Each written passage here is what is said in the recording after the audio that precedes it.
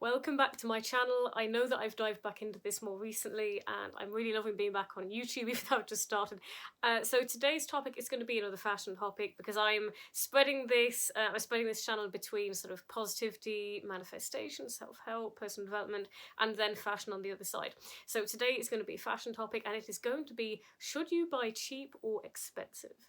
Now, something you should know about me, I'll mention this part first, then I'll explain why it's relevant. So, I have a lot of concerns about where we are going in terms of society and social media, in terms of all of the hate and judgment we have going on right now, and political polarisation. And the reason I mention this is because these topics are not supposed to be black and white, they are supposed to be nuanced. So, we're supposed to be looking at the full range. It's not supposed to necessarily fit into a yes or no or fit into a black and white. So, what I think we're going to do is, I was thinking originally that we would start at the bottom. We start at the bottom and work our way up. So I was thinking that we were going to start at the bottom, do fast fashion, then then do the middle, and then do designer at the top. But I actually think it makes more sense to do both extremes first. So we'll do fast fashion, then we'll do designer, and then we'll do the whole array of various things that we have in the middle. So starting with fast fashion, obviously this is it's sort of an obvious one. We all know what sort of the various problems are with fast fashion. Now I personally, because fashion specifically and styling is what's interesting to me, I'm going to focus more on what's better for you and your wardrobe as opposed to all of the other issues. But I think we all know that there are issues with things like cheap labour, etc., etc. But that's not what I'm going to be going into detail with in this particular video. So firstly, we have sustainability. Now, to me, sustainability is not just about how the clothing is made and the materials that are actually used in the clothing. It's also about how you treat the clothing, how we're inclined to treat the clothing, because what we know about fast fashion is, firstly, let's look at the word fast fashion. So it's called fast fashion because it's turned over fast. We used to only have maybe about 4 seasons a year in terms of fashion specifically, so 4 collections, and now you'd almost have a new collection every few weeks, maybe even more, in the fast fashion industry or from stores that are specifically fast fashion. It's constantly being turned over, constantly new stock. I think one of the issues with that is FOMO. It's so much harder. It's so much harder to make a good decision when when it feels like you're pushed to a certain extent or encouraged to make the decision fast. And the reason you're encouraged to make you're encouraged to make the decision fast because obviously it's better for the brands. But what I mean is, the reason we're inclined to make a faster decision is because we know that it's here today, gone tomorrow. We see it today, but we know that we might regret it because next week could be gone. Even by Friday, it could be gone. Secondly, the price. And this really fascinates me because one of the issues is that we are not, and don't get me wrong, again, let's please remember nuance. I know that there were so many people who do buy from fast fashion stores, and again, this also depends on your budget, and we will get to that as well. But there are so many people who buy from fast fashion stores, and they have owned those items for a long time. But generally speaking, the way these models work is they are encouraging you to buy fast, to buy many things, because you know, and you are inclined to do so, you're inclined to shop that way from these brands because you know that you can buy it for cheap, and you know that it enables you to get many more new things. Now, what I was going to mention about the price is that when we invest, and again, going back to my previous point, I know that some people do buy from fast fashion and they do keep those items for longer. However, when we buy something cheaper, we tend to be less emotionally invested.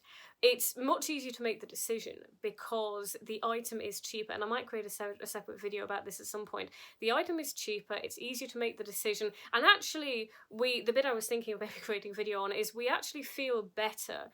We feel really good about buying something that's cheaper because we think, oh, I did really well. This is fantastic for my bank account because I've found this thing, it's a great deal, it's on sale, it's cheaper than it should be, and I'm really not paying a lot for it. And so actually it makes us feel good instead of doing the opposite and making us feel bad because we're buying something that's really potentially very disposable and that we haven't had to put much thought into whether or not it's a really, really important piece for our wardrobe. So not only does the cheap price make us feel good, but it's also easier. Again, it's easier for our finances. It's easier to make the decision, and putting all of that together, it makes us more likely to make the decision fast and quickly, without necessarily thinking as much about it as we could, and without making maybe the best possible decision. And yes, that can be bad for the environment because a lot of these items do end up being disposed of quite quickly.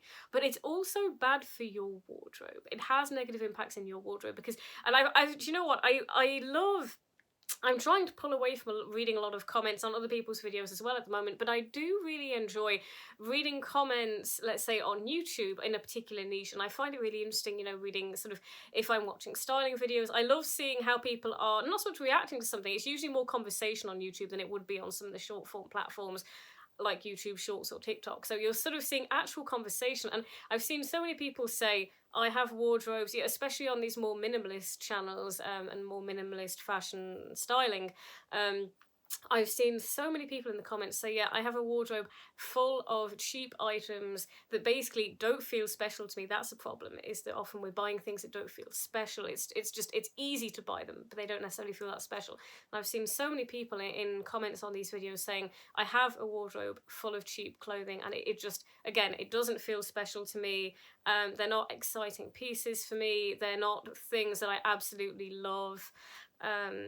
It's just loads of things that maybe I bought on impulse. Also, special doesn't necessarily mean that the piece has to be particularly unique. It just means that it has to mean something to you. It has to feel special to you, whether that's because it's a statement piece and it is very unusual or very different and it stands out.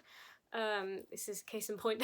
Or whether it's based on quality, or because you knew you paid that bit more for it, or because it's something that you knew that you wanted for a long time and you waited and you saved up for it, and it also gave you the time to decide whether or not that was something that you wanted. Actually, I shouldn't cover that too much because we're supposed to be doing that in the middle category, so we'll just focus on the fast fashion first. So basically, to summarise, with fast fashion, not only is it bad for the environment, but it's probably not fantastic for your wardrobe. Now, again, that does not mean that you should never buy from a fast fashion brand. And it also depends on how you personally use those pieces, because you might have, again, as we mentioned, pieces that you've owned for a really long time and they are important in your wardrobe and you do try to use them until they completely wear out. But the lack of quality means that some of these pieces might not last as long as you might like them to. It also means that you might not value them as much based on the quality. And because of issues like FOMO and the really, really fast turnover of these collections and the really cheap prices, it means that it's likely that if these are the main places where you're shopping, that you may end up falling into the trap of buying things that, again, don't feel special to you and that you do regret and end up being disposed of. And if you fall into a cycle where you're buying from these brands in the way that they intend you to, which is buying from them very regularly and constantly buying this disposable clothing that you do get bored of quickly, then it is not going to bring you a lot of joy in your wardrobe. Now let's move on to the other side. Let's move to the other end, which is designer fashion. Yes, I know, I'm looking way too excited, way more excited than I should be about this particular topic. And it is of interest to me. I do love designer and I do want to save up for my first bags. But you know what, I'm going to start on the negative side first. And I'm not saying that this point is a particularly logical point to start with, but I'm starting with this because this is something that I personally have noticed. And I think it's really important and it has to be said. I think it's really great, the idea, sort of starting on the positive, I think it's really great, the idea that we maybe save up for really special pieces, and I think for a lot of people that can be bags. But one of my biggest concerns with designer is that you can end up falling into a hole, and what I mean by that is you can fall into a place, especially if you're watching these YouTube videos, and I watch so many people on YouTube who love designer, and I watch so many people, you know, who sort of do designer bags on YouTube. But I think that one of the biggest dangers is falling into a place where you get so tunnel visioned and so focused on it that you think that everything has to be designer, and you start thinking, oh well, I need the designer bag and then I need this huge collection. We see so many people with huge collections, and again, nothing wrong with that necessarily. Like I love watching some creators who have these huge collections of bags, and it can be really helpful if you're looking for a particular bag and you actually want to see, is this the right bag for me? And again, you know, everyone should do them. What I'm saying is, I know that it can be easy to be influenced by people who have these huge collections. And not just that, I think much more than that, because look, everyone has a collection of goods or items, whatever it is that you have, that is your size for you. But for me, the concern is more, you look at the bags and then you see so many people who they have like the pochettes, the matching pochettes. I'm probably thinking of Louis Vuitton. I love Louis Vuitton, by the way. But they have sort of the small leather goods, basically. So they have all the bags, but then they also have all the small leather goods to put in the bags. So they have the key holders and the card holders and the wallets. And when you add all of this up, it is an extremely high amount of money, and you would spend a very large amount of money just on those small things that would go inside the other items that you have saved up for. And that's not even getting started on the ready-to-wear. Now, I'm not against ready-to-wear with designer fashion, but I think we have to be very careful to keep it to sort of very minimal pieces. That doesn't mean minimal in terms of aesthetic, but I mean minimal in terms of a smaller number of pieces. Because if we're looking at every new collection that's coming out thinking, oh, I love this and I love that and I want to pick these things up, you don't pick up, that's important, you don't pick up designer items.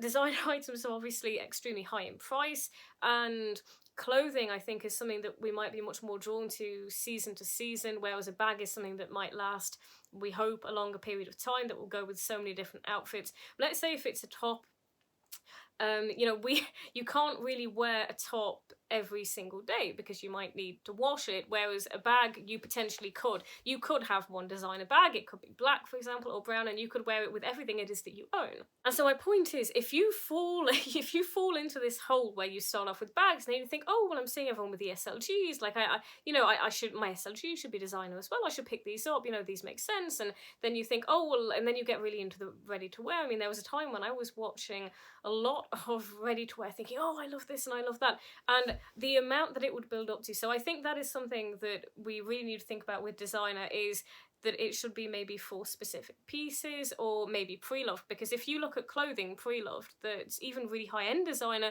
you can get some pieces at a much significantly cheaper price. And when I say significantly, I mean that if something is from many years ago, it can be a fraction of the price that those items usually sell at today. On the other hand, one of the good things for me that I love about designer is it's the opposite of fast fashion, and one of the reasons. And again, I know that there were so many debates on this, and there were a lot of, again, remember nuance, there were a lot of different aspects to this. So we do go for it based on quality, and in recent years there have been a lot of people who have been very unhappy with the quality, and we have seen a lot of quality go down, especially in comparison to vintage pieces. But I'll tell you one of the areas where I think it really is the opposite of fast fashion, especially, and that for me is FOMO. And back when I was looking at, now I tend not to look at Chanel that much now these days, but I remember originally I was really obsessed with Chanel. I was looking at a lot of Chanel bags. I wasn't ready to buy or anything, but that's what I was looking at, and that was the brand I was really obsessed with, which has changed a lot in recent years.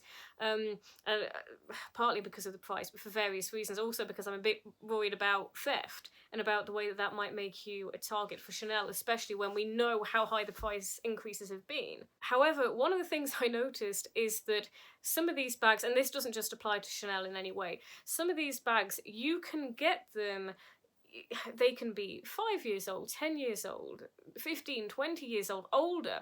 And so if it's a bag that's quite well known, that's quite classic, you have really almost an infinite, for a lot of these bags, not for all of them, you have an infinite amount of time to decide on whether or not you want that bag. And you don't have to worry about FOMO because it's not going to go anywhere. You can buy it on, even if it's not on the website, you can buy it on the pre-love market. Now again, I reiterate, this is not the case for every bag, but for a lot of the more classic bags, you can wait 5 years to make that decision. You can wait 10 years, 20 years. And so that for me is one of the big advantages of designer fashion and designer goods. And the second thing for me is you're saving up for items that feel special. And I actually think we're going to move back into the middle category here, because I think this really, really applies to that middle category as well. Because so many of the items that I own I don't even necessarily know how you would categorize them. I don't know whether you would categorize them maybe as lower designer. They would be known brands, but they wouldn't necessarily be known designer brands. I'll tell you what I call them. I call them boutique brands. I love my boutique brands, and this is where I think this is where I love sort of that middle area, because I think, and when I say middle, I'm not saying middle in price. I mean, to a certain extent, obviously they're middle in price, they're in the middle of the fast fashion and the designer fashion, but I'm not saying that the price is average or low. These pieces are often very expensive, but what I love about some, and again, we have different areas in the middle, right? So we have sort of the slightly more expensive, so firstly maybe slightly more expensive than what we might see from some of the fast fashion brands. For example, alternative clothing. I used to be really into punk goth clothing, and some of that clothing is actually that bit more expensive than what you might see from the really cheap fast fashion brands, and that can be really great. A second category would be sustainable fashion. So I really love some of the sustainable brands that I've seen, and I'd love to buy some pieces from them soon. So things like COS, for example. And I'm sort of in between mentioning some of the other brands here, because I think they also relate maybe to those sort of more expensive, lower designer brands as well. I suppose so many brands don't just fit into one category, right? They fit into several categories. But also things like is it Marcello NYC, which is very edgy clothing. Lily Silk is a brand that I really love, really hoping to pick up pieces by them this year. And then we have the boutique brands I mentioned, and I have several pieces by them, and what I really love about them is that you can feel the quality. When you put on these pieces, for me, I can really feel the quality. Some of them look very different. There's a lot of attention to detail, a lot of individuality in their pieces, which is really incredible for me. But I also find that a lot of their pieces are timeless, so they have maybe a tiny pop of colour.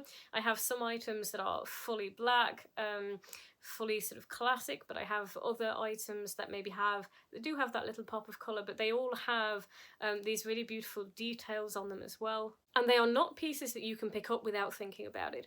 They are pieces that you need to invest in. Now, having said that, you can still get them at really good prices. So you can. I've gotten deals on several of mine.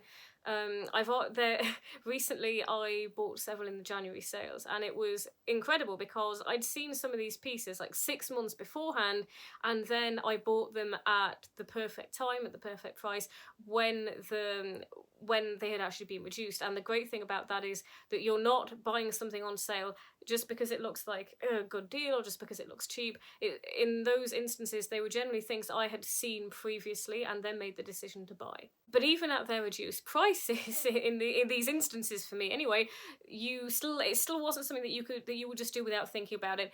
Because of the price, even when they were reduced, you're still forced to think, is this something I really want? Do I really want to spend my money on this? And so my conclusion is that what matters the most is thought and investing in the clothing that you buy emotionally. And again, I think I mentioned this recently, but I think this is really important because so many people say that we should love people, but that we shouldn't love material goods, that we care too much about material goods, that we love material goods too much. I don't believe that's true at all. I actually believe that we should love material goods more, and that if you loved the individual pieces rather than the process of the buying, then you would keep those items in your wardrobe for a really long time. So what we need to be doing is thinking. It's thinking before we buy something, asking ourselves, is this something that I really want? Is this an item that's going to be long term for me? It's going to be timeless. And believe me, I've made mistakes. Sometimes I've bought things that were my style, but that weren't actually timeless. So is this going to be timeless in my wardrobe? Am I likely to still be wearing this in 5 years, 10 years, 15 years if it hasn't fallen apart? Do I really want this? Does this feel special to me? Am I going to open my wardrobe and see this piece and see the collection of pieces, or the pieces that I am collecting at the moment, the wardrobe that I'm building right now? Am I going to see this wardrobe and think, I love how this looks, I'm really excited about all of these pieces, this makes me feel really good when I open my wardrobe doors? And so what matters the most, honestly, is whether you're buying from fast fashion brands or from mid-range brands or boutique brands or lower designer brands, or from the absolute top super brands. Obviously, if you're looking at the very top, or also at the mid-range, then can I afford this? Does this work for my finances? But aside from that, what matters across all of these categories is that when you buy something, it's going to be long term in your wardrobe, and it's something that you really want, that is going to bring you joy in the short term, that you're buying that item because you love the item and not just because it was a great deal or not just because it was cheap at the time. And again, this applies, that part not so much, but to a certain extent this applies to the very top as well, to the top, to the really top brands, because we are seeing so many people, you know, buying these new bags because they're in the new collection and they have to have something from the new collection. And that can also, you know, that can also lead you to falling into the same place where you buy things that you regret. And obviously we all have regrets at times when it comes to the things that we buy, but what matters the most is that we try to be really mindful in the way that we go about our shopping and in terms of the items that we choose to add to our wardrobe. Thank you so much for watching this video. I would love to hear your thoughts, and, you know, tell me what your experience has been about shopping. Like, have you had any bad experiences or good experiences, or are you maybe going through a transitional period right now where maybe you're trying to change your shopping habits? So, you know, whatever your situation is, I would really love to hear from you. If this video resonated, I would love you to subscribe, because I have more videos coming out on fashion and also in sort of the self-help, positive, deep manifestation side of things as well. So I have more of those videos coming. Follow me on Instagram if that's something you want to do. That would be really great. I'll also leave any links to work with me below. I'm planning on working on some new online Podia products as well. So I will leave that linked, and I will see you in the next video.